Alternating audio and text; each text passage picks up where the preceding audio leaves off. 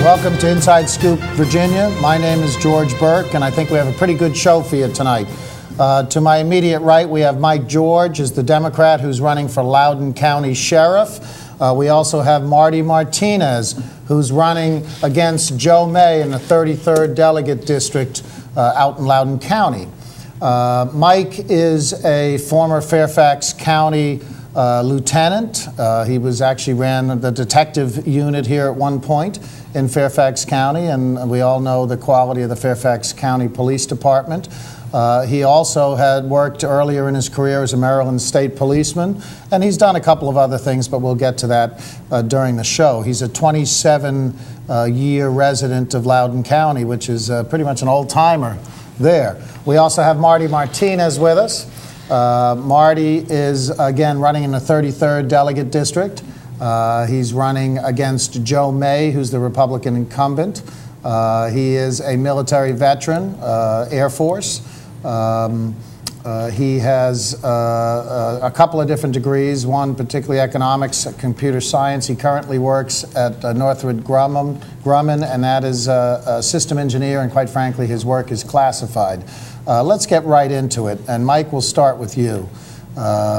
Tell us why you're running for sheriff in Loudoun County. I'm running for sheriff here because I've lived in the county for 27 years, and living here and watching and having my background in law enforcement, I've noticed that the sheriff's office is not kept up with the rest of the county. We have schools that are, 72 schools right now, in Loudoun County. And, it's growing like crazy. And it's growing like crazy, and we're not keeping up. And what you have is, it's become reactionary. Something goes wrong and we try to fix it on the sheriff's office. Yes, but when we do that, you're recovering from reaction, and we need someone to think outside the box. And through my career, I've had a history of thinking outside the box, being innovative and creating different programs to take care of rising problems. Marty, this is, I take it, your first foray into politics. Actually, no. I'm also on the Leesburg Town Council. That's right. I'm on my second term. It's 6 years so far, or going on 6. It is my first time running for a state office and running for state delegate. And one of the reasons, when I started considering running for state delegate, I had to ask the question, where are we today, and where were we 14 years ago, and has it gotten any better?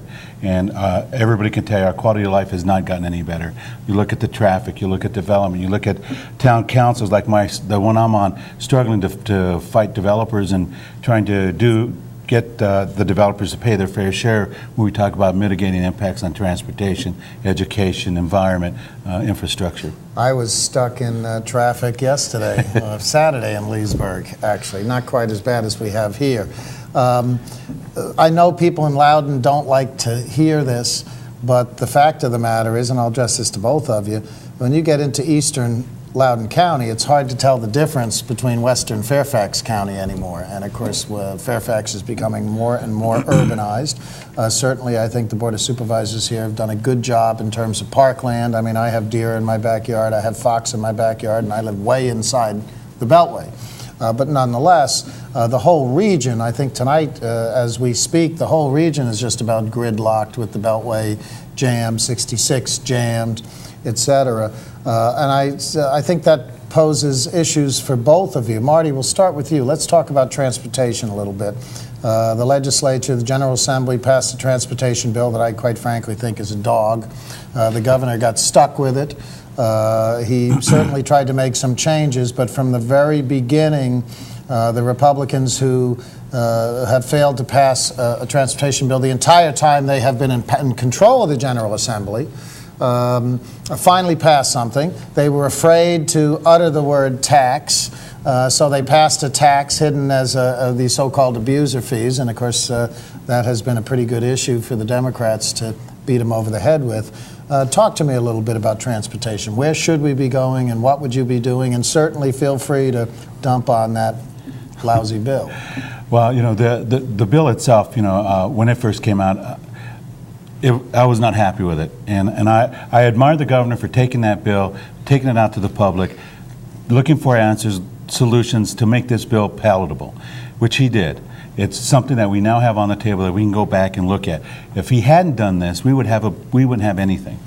And so I admire him for going out there, and for some of our politicians who, quite frankly, had to hold their nose while they voted yes for it, did it because it was the first time we ever had anything on the bill. And in their minds, you know, something this bad was better than nothing at all. And so at least now we have something to work with. You just mentioned the abuser fees, which I call a driver's tax. When you go around and you're looking at raising revenue, and you say, I got to raise $65 million, how do we do it? Well, let's raise fines on abusive drivers. That's a great idea. Then you find out that money is going to go to education, and then you say, well, we can't do that. We got to make it a civil fine. All of a sudden now, really what it is a driver's tax. I have no problem raising fines on abusive drivers. And I have no problem with them paying money into our educational system. What I have a problem with is when you sit there and you turn it around, and then when you find out, guess what, this driver's tax is no longer, it's a real issue, and now you start talking about, well, we did it for public safety. No, let's go back to day one. You did it to raise money. You did it to raise revenue. When you do that, it's a tax. And I think they did it to cover their butts, you know. And then even the other piece of the fees that they raised, they created these little small transportation authorities that then still require somebody else to pass the tax. If you ask me, I think we would have been better off just putting a penny or two into the gas tax, and it's still a user fee, but every user of the highways, whether they're from New Jersey or California or Georgia or Virginia, pays into it when they buy the gas, and quite frankly, most of us wouldn't have known the difference, because we still have fairly low gas taxes in Virginia. Well, I don't disagree with you, and as a matter of fact, I think it's very unfair that only Virginians get to have to pay this driver's tax. I'll probably say something that's very surprising to a lot of people, but there's a Republican out there that they call a renegade called Russ Potts, who advocated doing that same thing because he, you know, the bottom line for him was that, you know, if you want something, you're going to have to pay for it. You have to come right out, and he supported Governor Warner. And that wasn't very popular, but, you know, I respected him. We may have differences of opinion, but I respect the man for standing up for what he believes in. Mike, I'm not going to ask you about abuser fees because you got to take care of the abusers. But I am interested in the scope of the Loudoun County Sheriff's Department. I admit I'm not terribly familiar with Loudoun County. I live inside the Beltway. But you guys are the police department there pretty much as well. Or do they have a separate police department? It's not a separate police department, and one of the things I'm advocating in my platform is to create a separate police department.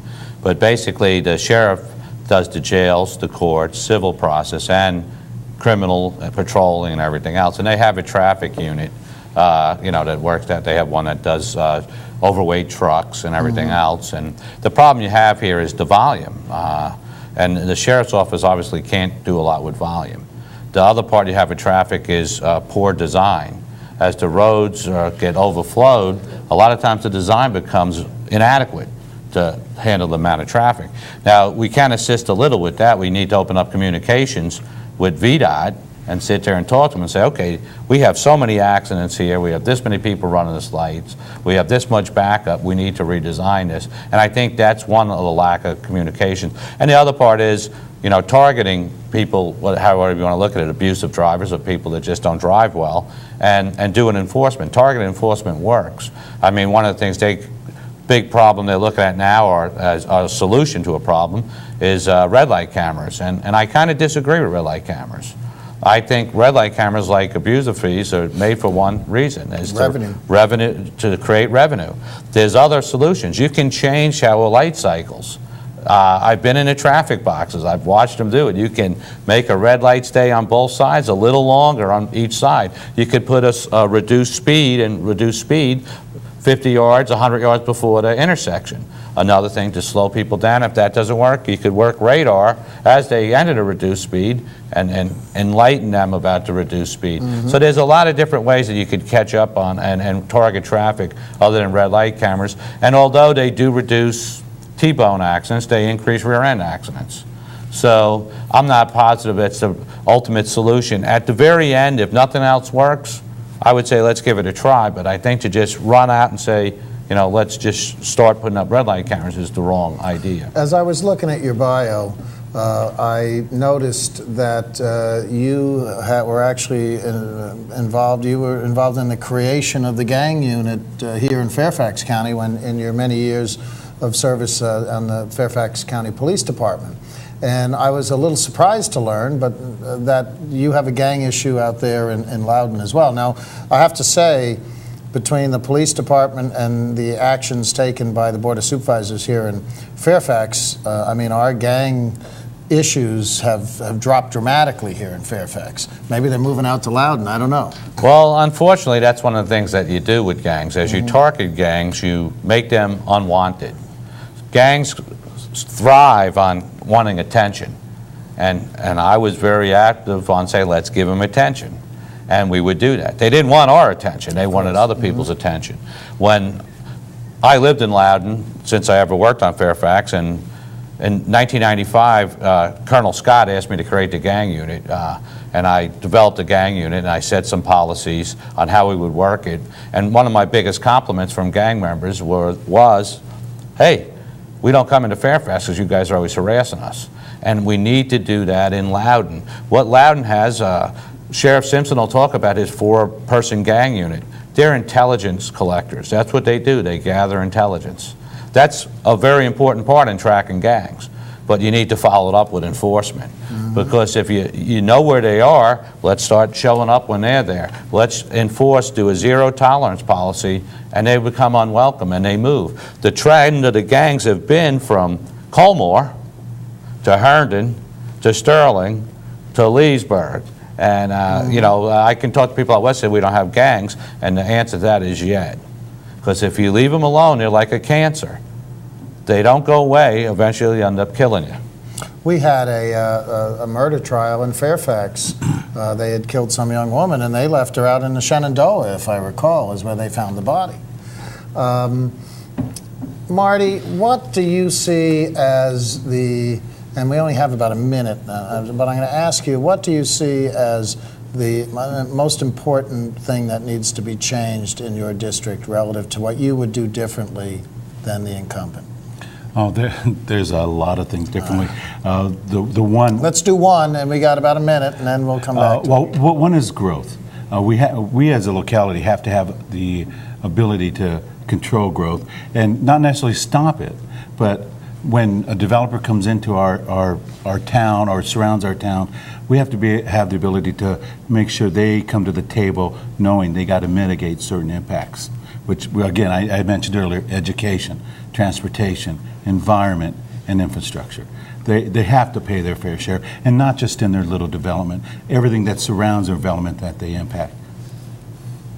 Do they have proffers out there like we have in Fairfax, and it's going to be a big issue tomorrow night in Prince William? Yes, and we do have proffers, but they don't work. They don't work because we can't negotiate proffers. We have to accept them, and that's the point. We have to accept what they give us. We can't negotiate for what we need to mitigate those impacts. They're countywide. They're not. Does Leesburg enforce their own, or is it done on a countywide basis? We also have our own town plan that has those what we need, and so they do offer proffers to that on a special exception every zones. Well, that segment went pretty quick. We barely scratched the surface, but stick with us. Our number is 571-749-1166. We'll be back.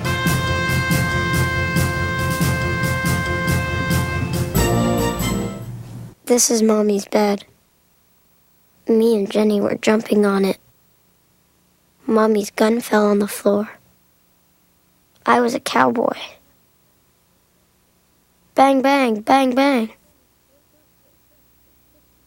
I said, Jenny, wake up, wake up. It's just pretend. But she wouldn't wake up.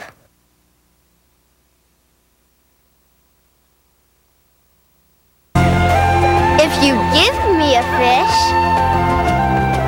If you give someone a fish, you feed them for a day.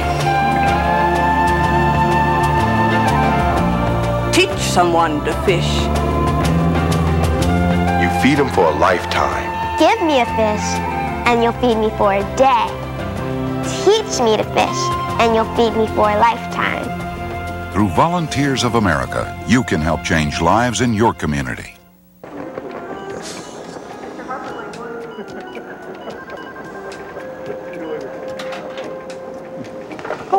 mister, studied algebra in school and got a better job than I could. You take the last cup. Oh, no, mister. Stuck in an entry-level job because you only learned basic math. I don't have a boss riding my butt like you do, so you take it so you can get back to your desk.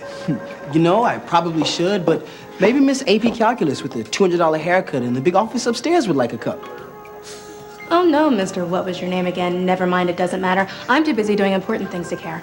I just came down for some sweet and start. You know, if my limited math abilities weren't keeping me from getting a better job, I'd quit this afternoon. I don't blame you. But thank goodness you're stuck here because we really need someone to make the coffee.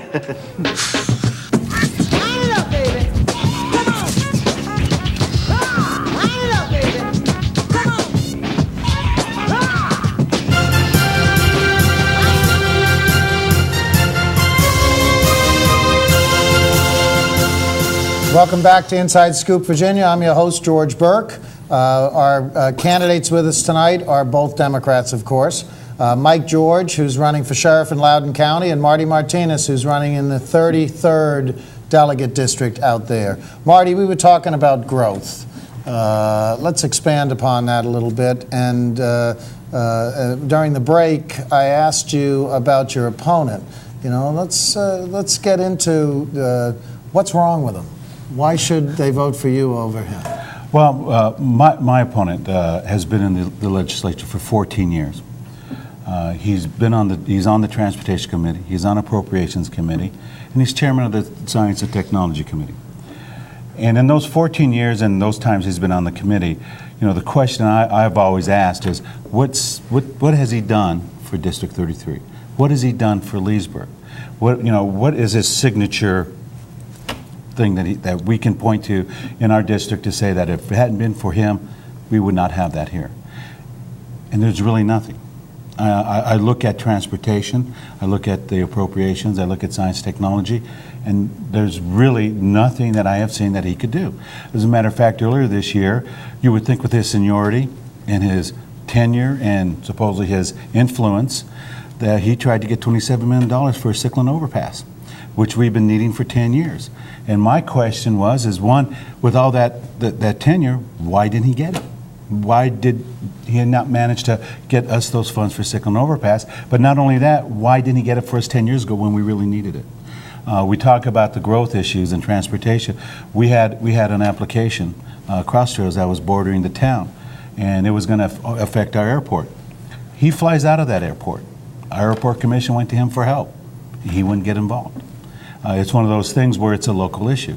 Well, my feeling is that as a delegate, everything is my issue. You know, the people in this district will have voted for me, and if they have issues with whatever is going on, then I, as their representative, have to take an interest in that. There is no, it's a local issue to me. Everything has to be addressed.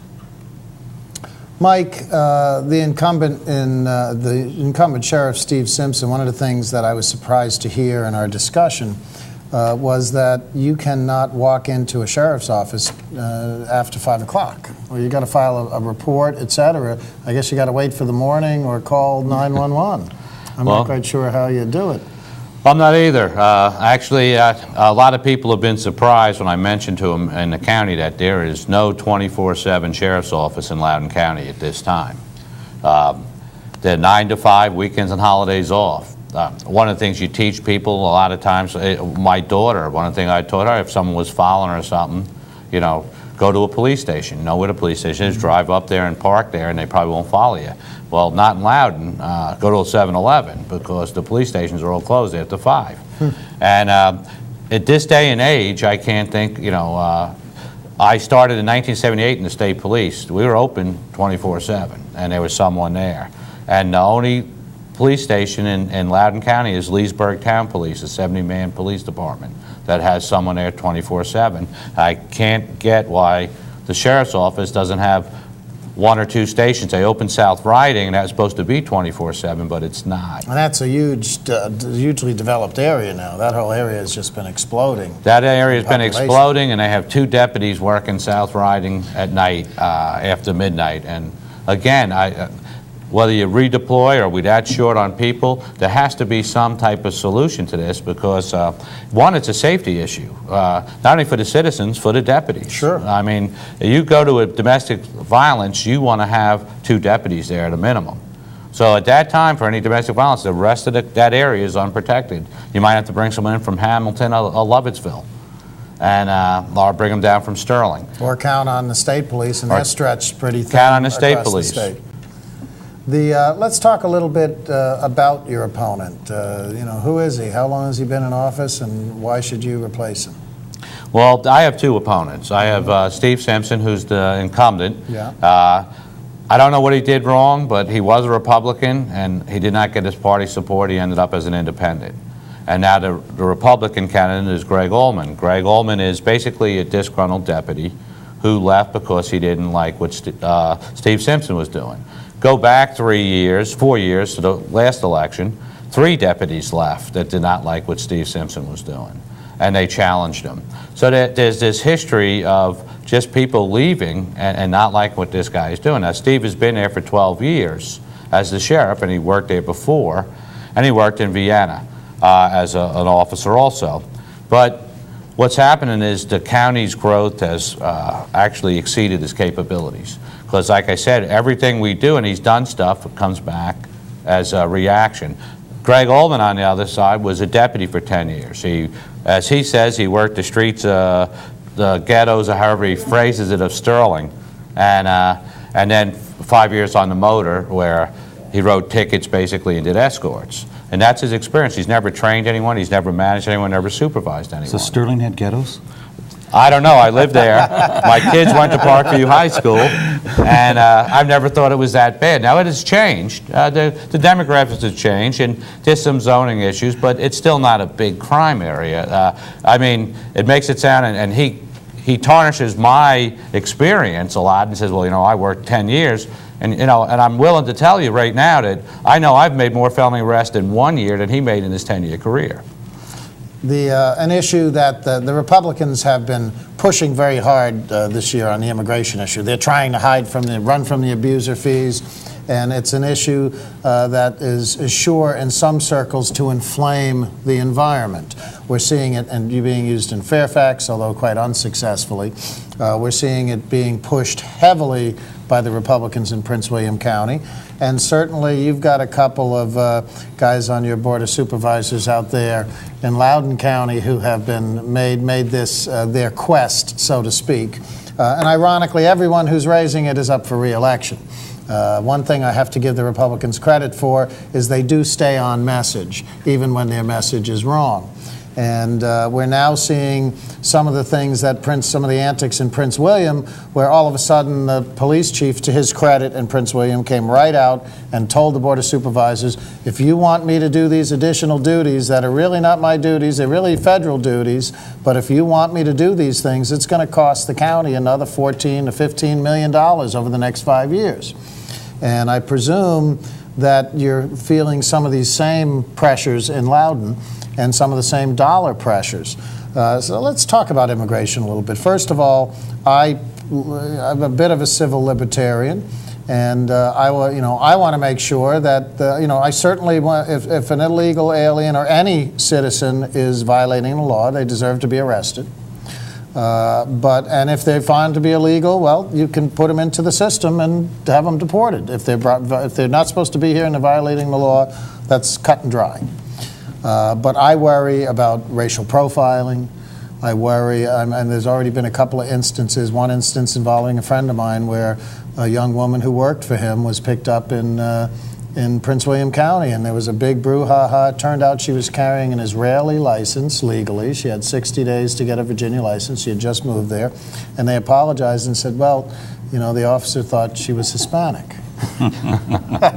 And that because in Prince William has seen a tremendous Hispanic growth in Hispanic population, and I suspect that's a lot of the immigration in Loudoun because that's where the construction business is, and certainly workers are drawn to the construction business, and it's good pay and good money.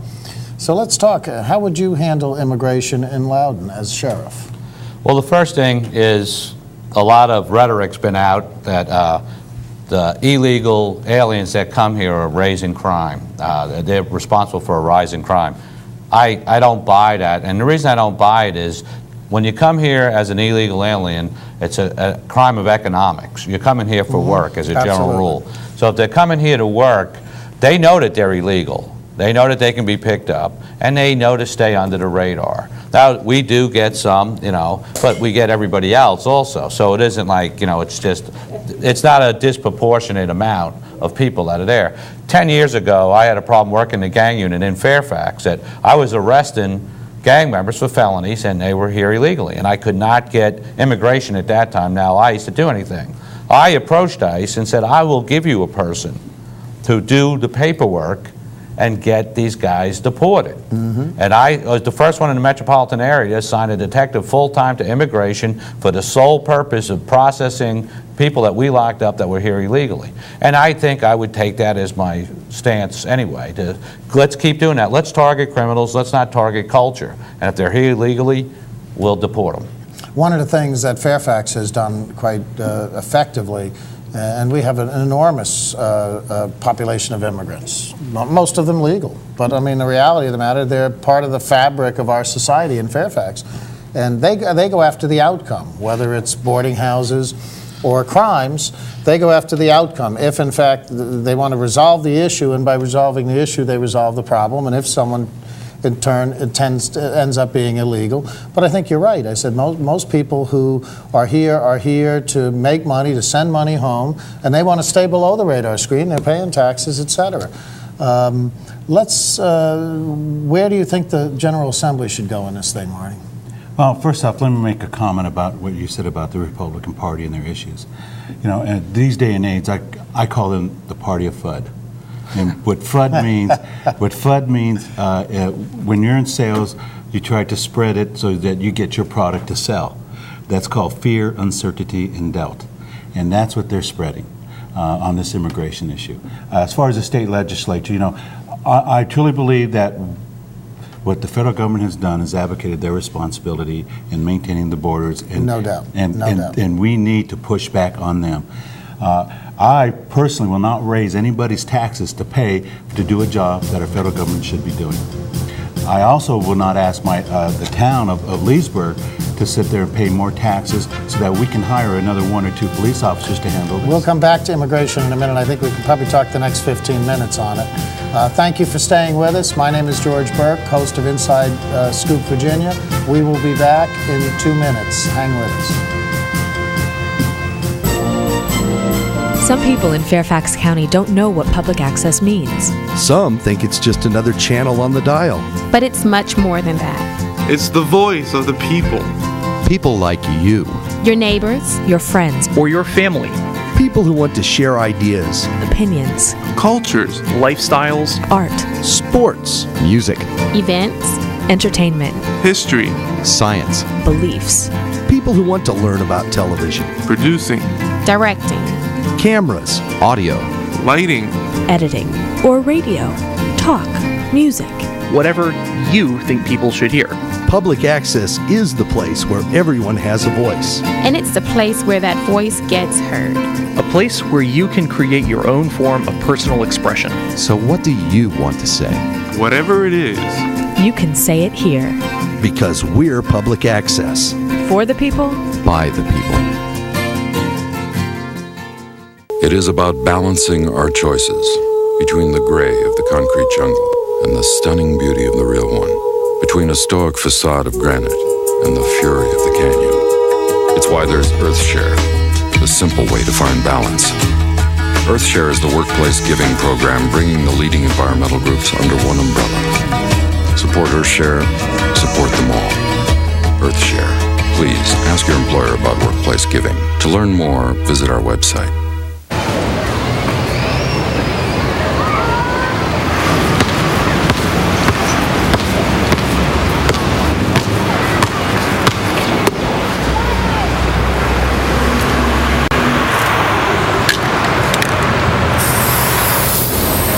Thousands of kids in this country have everything it takes to go to college, except the money.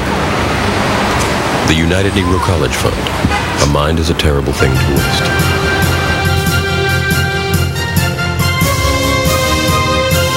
Welcome back to Inside Scoop, Virginia. I'm your host, George Burke.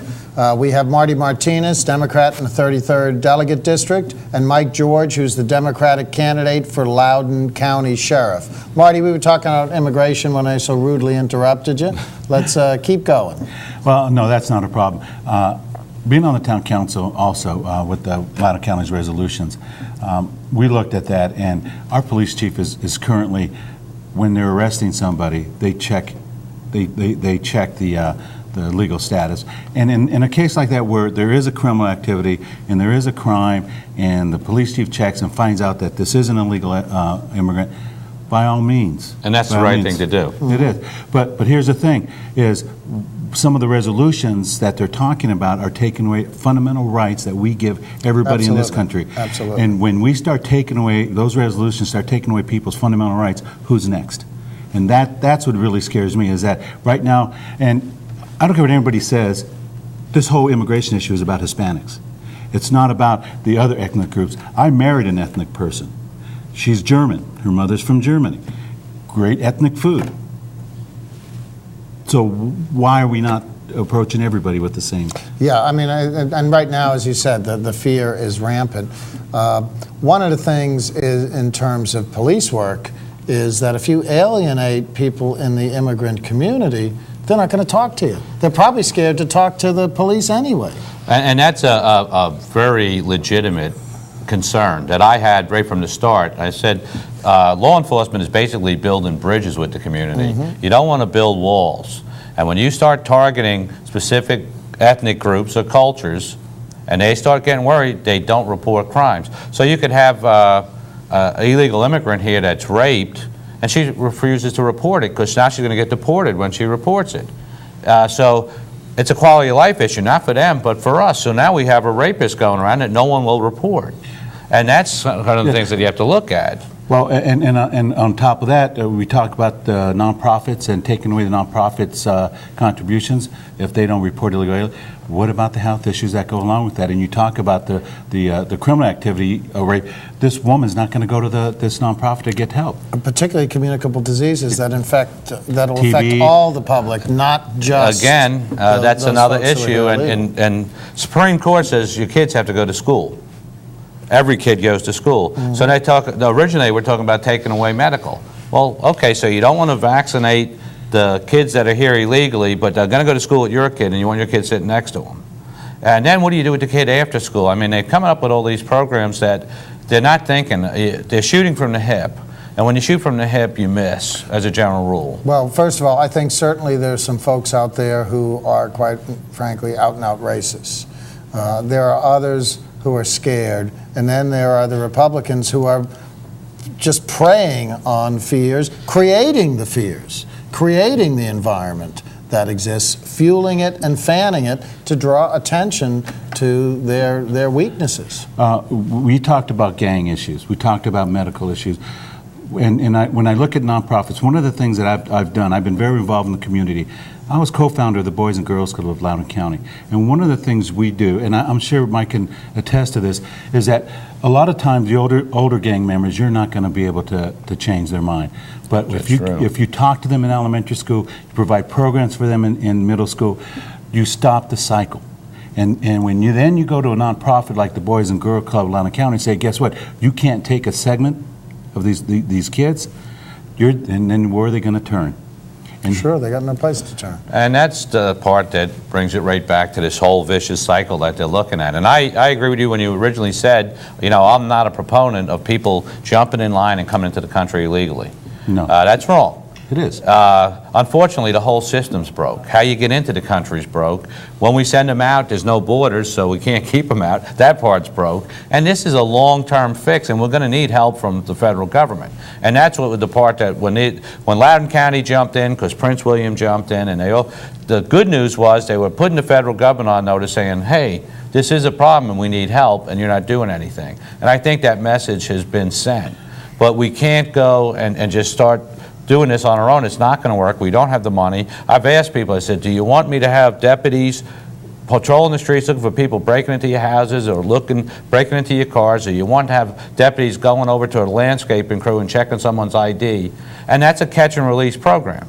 Just people don't realize this, that basically if you're here for a status violation and you're picked up, you're entitled to a bond hearing and you're going to be released. Let's use the resources wisely that we have, and again go back to targeting criminals, and if they're here illegally and they commit a felony, let's deport them. I have no problem. 1986, I wrote an op-ed piece for the New York Times. I ghost wrote it for the member of Congress I was working for at the time, and this was a liberal Democrat from New York City, and his line was, we've got to close the borders. I mean, the debate was going on way back then that we're a sovereign nation, and if you're a sovereign nation, you have to have control over your borders. Increase legal immigration, because we are a country of immigrants. I mean, I'm an immigrant. I mean, my grandparents all came off the boat. You know, they came through Ellis Island, but in those days, they weren't checking a lot of papers. Sometimes they were even changing your names. And but nothing has been solved. My understanding is ICE only has the ability to handle about 40 detainers a month anyway, that they can only hold 40 of them, and after that they have no resources and no capabilities to deal with them. So where do they end up? They'd end up in your jail. They'd end up in our county jails. Who pays for that? We do. And Prince William County, they had all these resolutions they passed, found out it was going to cost them $14.2 million. And guess what? Who was going to pay for it? I'm real interested in how Corey Stewart's going to handle that issue. Tomorrow night they have a meeting. He's in some other hot water as well for using county dollars to send out what in essence was a political mailing. And the Commonwealth's attorney down there said pointedly that it didn't pass the smell test. So we'll see what happens with that one.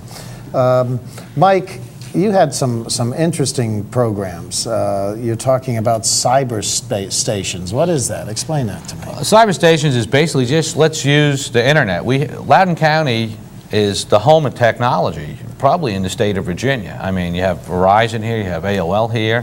What about having web-based complaining? Let's report graffiti over the web. You don't need to send an officer out. Tell them where it is. And now you can do it over the web. Let's take a complaint over the web. We're obviously short on deputies because of the response times that we're getting, especially in the West End. So let's not tie them up with stuff like that. How about having the capability to email a school resource officer, a deputy, if you're a parent and your kid, parents will talk to their kids and find out stuff that this deputy will never hear. So now you can send him an email. Hey, I heard there's going to be a fight here. I heard this is going to happen. This is all simple stuff that can be done. He can respond back. Or even if you have a neighborhood watch coordinator that's in charge of your neighborhood community policing officer, that you can communicate with him through email. I mean, it's a good tool. Well, you know, carry it a step further, put it on his PDAs. I know last year, I have two daughters at Virginia Tech, and last year during that shooting, I got for IM. My wife works for AOL, and if the phones are jammed, how do we get hold of our kids? We were, you know, a few minutes away from hopping in our cars and going down to Tech, and here comes an instant message. I mean, why not use that technology on a PDA too? You know, instant access, we can do that. And we have the technology, and that's actually one of the great things about, you know, Loudoun County has a lot of amenities. One of the reasons I'm running is I like living in Loudoun County. They're not guarantees though. And if we don't protect them, they'll go away. The cyber stations, another one I had was an Are You OK program. Are You OK program is for the elderly and the infirm. It's actually an auto dialer. I'll be there pretty soon. Me too. But what it does is you subscribe to this program and it calls you every day and says, and it basically says, are you okay? You type in your code and if you're okay, it's good. If you don't answer because you fell, you slipped in a tub or whatever, it automatically calls a contact person of your choice. If that person doesn't answer, it automatically dispatches a deputy. This is simple stuff. Minimal cost. Minimal cost. Once you set up the infrastructure. And once you set it up, and we already have reverse 911 in the county, so that's what it's based on. So this is just simple stuff. I have an advantage over my opponents because I instruct law enforcement academies all over the country. So I get to talk to other agencies all over and say, what are you doing, what works, what don't work? And it brings me a lot of contacts, and it gives me, you know, a heads up to say, this is something we should be doing. I got that one actually out of Passaic, New Jersey. I was up there teaching a class. Marty, you talked about your children at Tech. And we had, during one of the breaks, we had quite a discussion on education. You're very passionate about education. Yeah, I am. I didn't start college until I was 28. Got an economics degree. Realized with that economics degree that that economics wasn't going to pay the way. Computer science was, so I got a computer science. Economics certainly helps you in the General Assembly. Yeah, yes, it will. It will, and it has helped me with the town council and the budget, understanding, the micro or macroeconomics of how things work, bond ratings and all the other boring budget stuff. Yeah, no, I am very passionate about education because if it wasn't, first off, if it wasn't for the GI Bill, and if it wasn't for our educational system, I would have not had the opportunity to go to college the way I was able to do it today. I got 3 kids in college. I got 2 to go to Virginia Tech, senior and junior girls, and a son who's going to Radford. And one of the things that I find really distressing is the fact that even though my wife and I have saved, tuitions never stay the same. Cost of books never stay the same.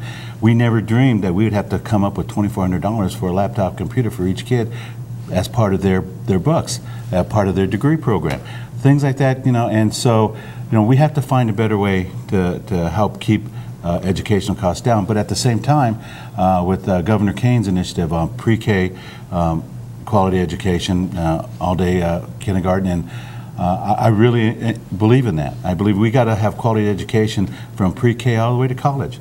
Not just that, no kid, no child, no student of any age should ever not want for an education because they couldn't afford it, because that is what makes this country great and continue to make it great, is the ability to get educated. How do we have great state university system in the Commonwealth. How do we keep costs down yet keep the quality of education up? Well, I'm asking you as an economist. I'm putting you on the spot. If I had that answer like that, no. You have to be creative. You have to think of ways to do that. One of the things that has really hurt us was the federal government taking away the subsidized loans. Right now, the only way a kid can get a loan that can carry them to college is to get a bank loan that pays interest as soon as they get it, not when they graduate.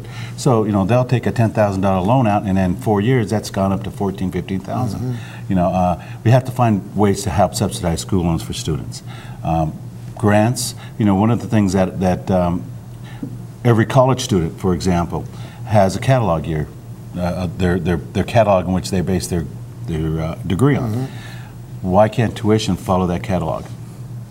I think there are a lot of parents out there fretting over how they're going to pay for college, even though we do live in a relatively affluent area.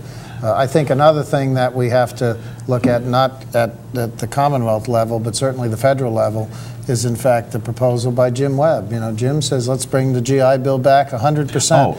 If these young men and women, and they're not all young over there, are fighting and dying, it's and coming back with these what used to be mortal wounds, we got to take care of them. We got to make sure they have opportunities. All the futures we've lost and all the futures we could lose if we don't have a program like that, I think you're right. Like I said, being a veteran and with the GI Bill, a lot of these veterans have families. They have to have ways to survive while they're getting this education.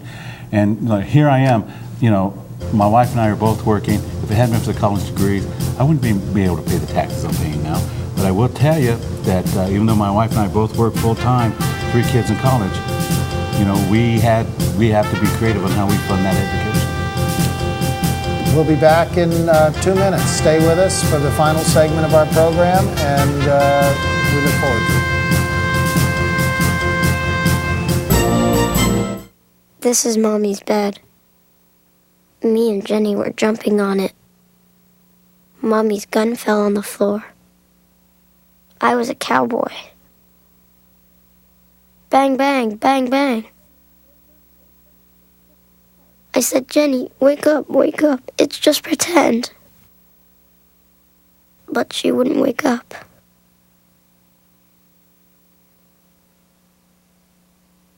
If you give me a fish. If you give someone a fish. You feed them for a day. Teach someone to fish. You feed them for a lifetime. Give me a fish. and you'll feed me for a day. Teach me to fish, and you'll feed me for a lifetime. Through Volunteers of America, you can help change lives in your community.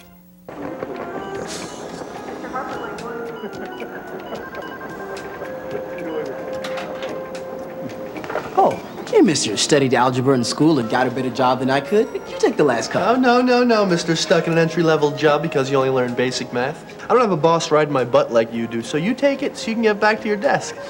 You know, I probably should, but maybe Miss AP Calculus with the $200 haircut in the big office upstairs would like a cup. Oh no, Mr. What was your name again? Never mind, it doesn't matter. I'm too busy doing important things to care. I just came down for some sweet and start. You know, if my limited math abilities weren't keeping me from getting a better job, I'd quit this afternoon. I don't blame you. But thank goodness you're stuck here because we really need someone to make the coffee.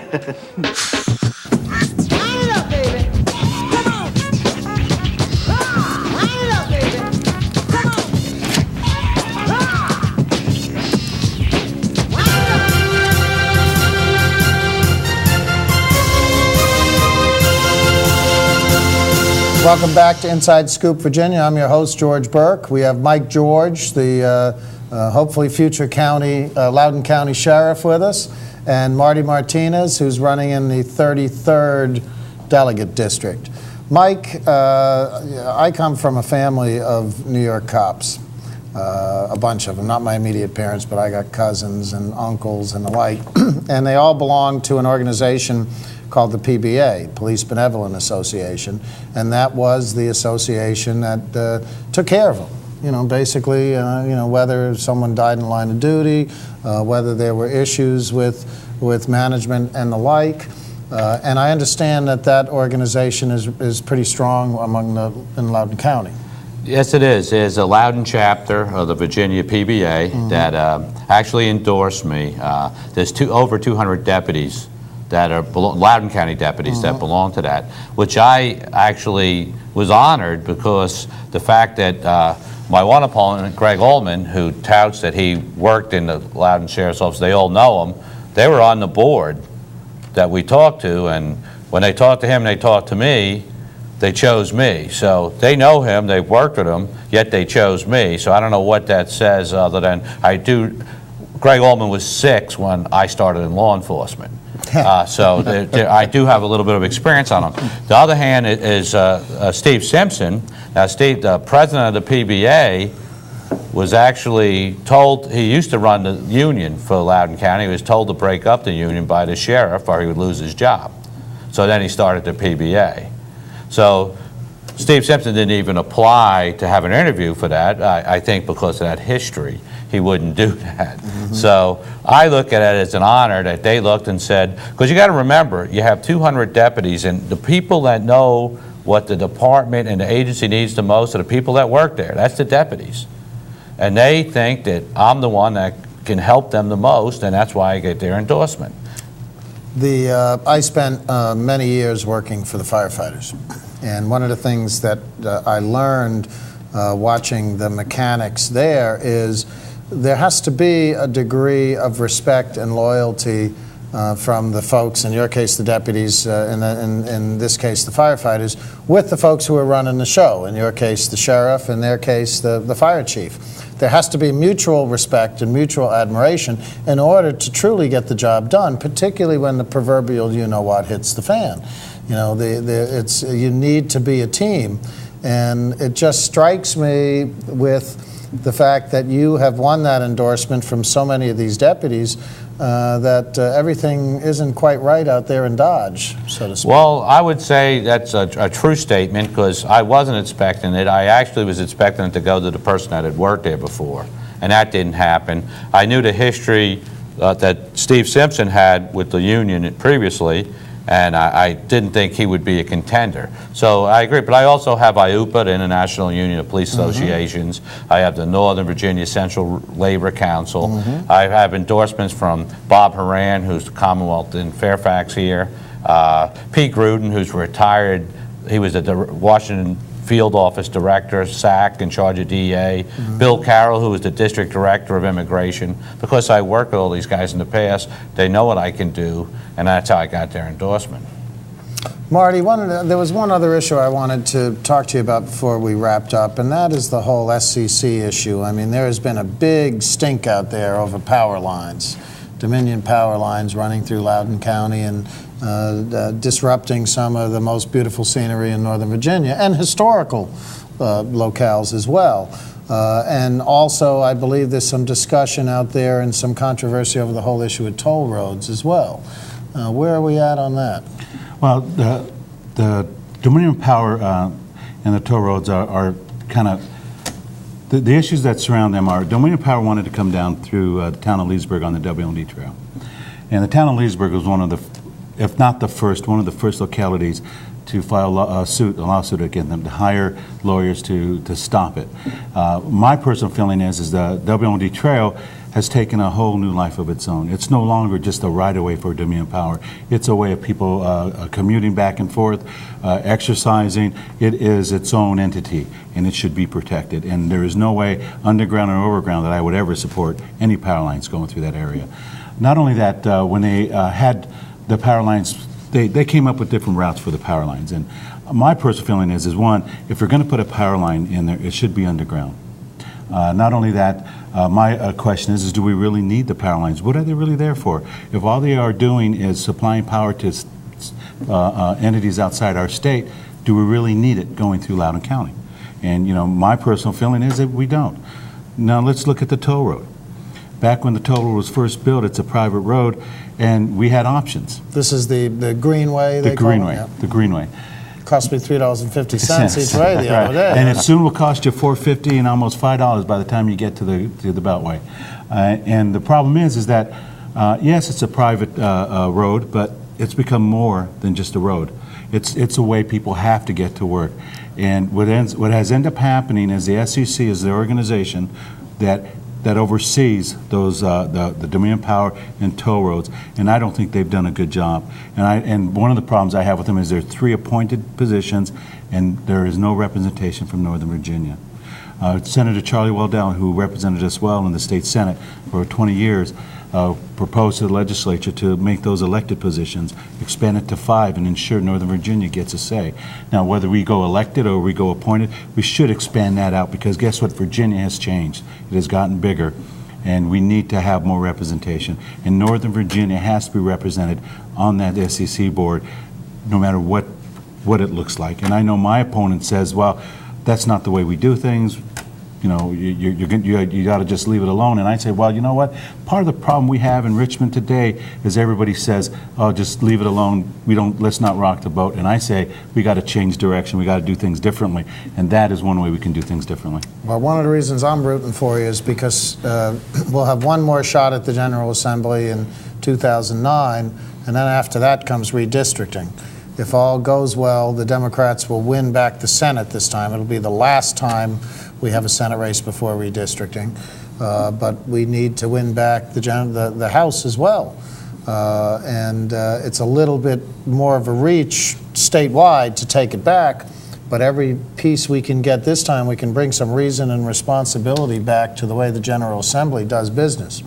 We are at the time where I like to give candidates 90 seconds, 2 minutes to literally speak to the viewers and tell them why you are running, why they should vote for you, and quite frankly, to give you an opportunity to ask for your vote.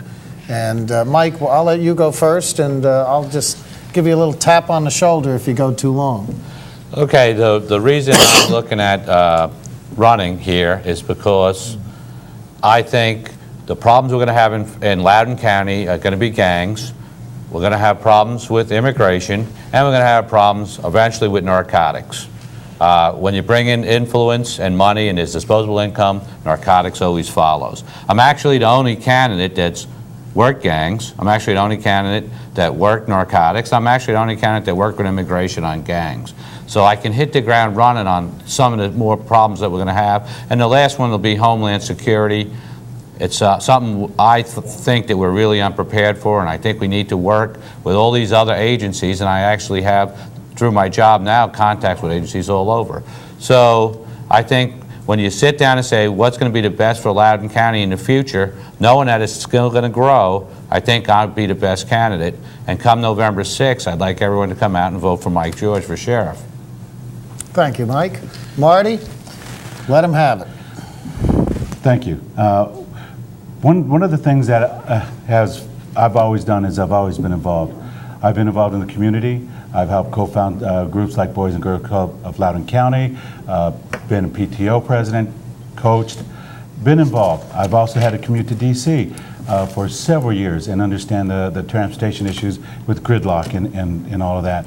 One of the things that I really believe in is getting involved. My mother gave us a couple of rules to live by. One is you can't whine and you can't complain. If you think there's something broken, you go out there and you take care of it. And if you don't want to go take care of it, then sit down and let somebody else do it. And I'm not that way. I go out and I do what I can to fix what's out there. And I think our current system is broken. The other thing she taught us was that you always leave things better than you got it. And that is what I plan on doing. And when I get to the legislature, when I get there, I'm going to do everything I can to make sure our district, our county, our Commonwealth is better than I got it. Last thing I want to mention is the fact that on come November 7th, as far as I'm concerned, there is no party. There is no blue, there is no red. It is the District 33 and its constituents and its residents. I'm there to serve you. I'm there to do what I can for you. And that is why I think you should vote for me come November 6th. Thank you. Thank you, Marty. You know, I think Mark Warner taught us a little bit about that bipartisanship when he was governor. And I think that it works well if you can get the other side to play ball. And they need to learn a lesson. They need to spend a little time in the minority and show them what the Democrats can do as the majority in Virginia again. And I think that we have a vastly different Democratic Party than we even had 2 decades ago. Similarly, in terms of your role as sheriff, once you get in there, you're really not a D or an R or an I. You're the sheriff, period. It's nonpartisan for sure. We don't make the laws, we enforce them. I think it's ironic sometimes. Obviously, I try to do a partisan show, and I'm certainly a partisan, but I fully understand these constitutional officers, whether they're the sheriff, whether they're the Commonwealth attorney, or whether they're the clerk of court. Once they get in there, that's what they need to serve all the people and serve all the people equally. Yeah, I work with everyone. I want to thank you both for being on the show. I think we had a great conversation, and I hope we've enlightened the viewers a little bit, and I hope you've had the opportunity to woo a few voters to boot. I wish you both the best of luck on November 6th. I urge everybody to vote on November 6th for whomever, but I hope you vote for these guys. They're a couple of nice guys, and they know what they're talking about. Good night.